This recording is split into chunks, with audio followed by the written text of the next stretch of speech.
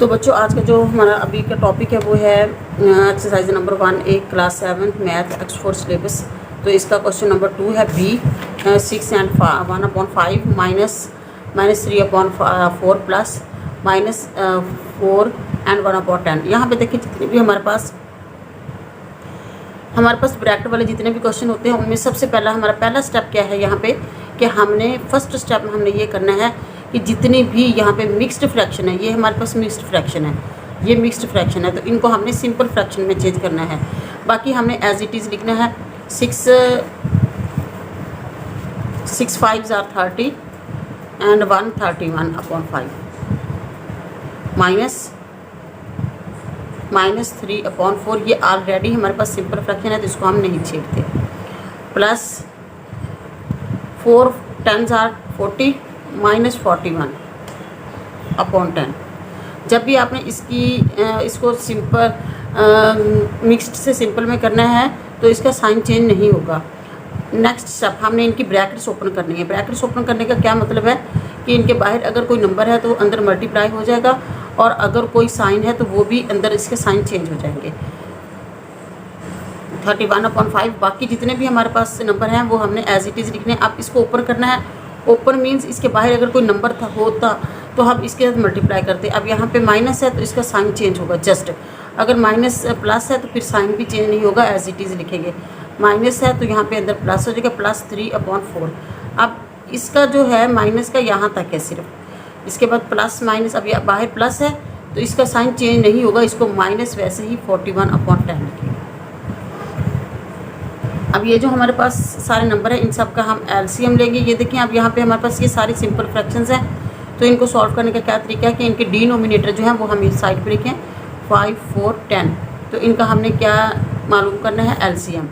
तो ये किसी भी एक टेबल में हैं तो हम पहले उस टेबल से इसको डिवाइड कर लेंगे। 5 1s are 5, 4 हम वैसे लिखेंगे, 5 2s are 10। अब ये दो नंबर एक ही टेबल में है 2 में, 1 वैसे लिखा, 2 2s are 4, 2 1s are 2। अब हमने इसको इसके साथ मल्टीप्लाई करना है, जो इसका आंसर आएगा उसको इससे मल्टीप्लाई करना है, जो इसका आंसर आएगा उसको इससे मल्टीप्लाई करना है। 2 5s are 10, 10 1s are 10, 10 2s are 20।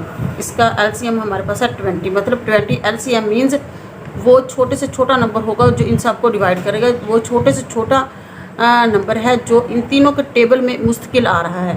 तो हम 5 के टेबल में 20 भी है, 4 के टेबल में भी 20 है, और 10 के टेबल में भी 20 है। एलसीएम मीन्स ऐसा नंबर होता है जो दिए गए तमाम नंबर्स के टेबल में हो।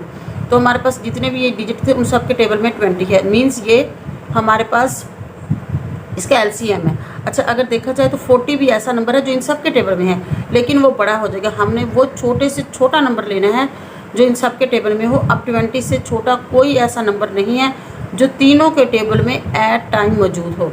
तो हमने क्या किया कि 20 लिखा, 20 को 5 से डिवाइड करेंगे और जो इसका आंसर होगा उसको हम 41 से मल्टीप्लाई करेंगे। 5 4s are 20।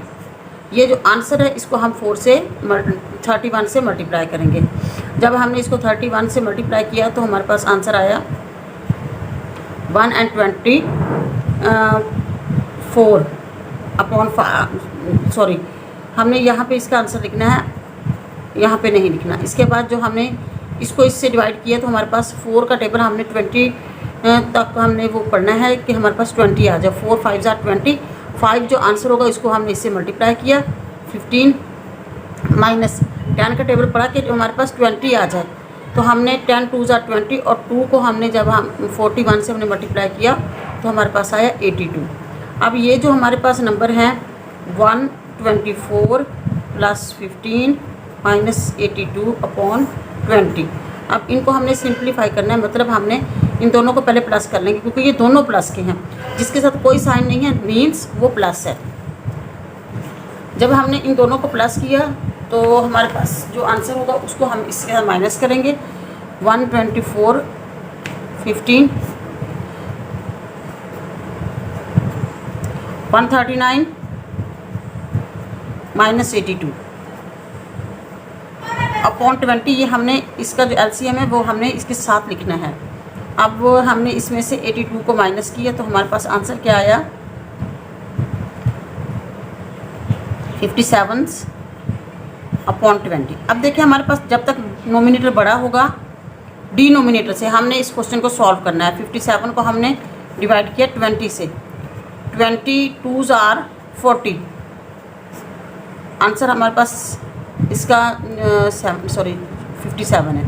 तो हमारे पास इसका रिमाइंडर क्या है 17। आंसर हम क्या लिख सकते हैं यहाँ पे 2, ये वाला जो 2 है, 20 को 2 टाइम्स पढ़ा तो हमारे पास 40 आया।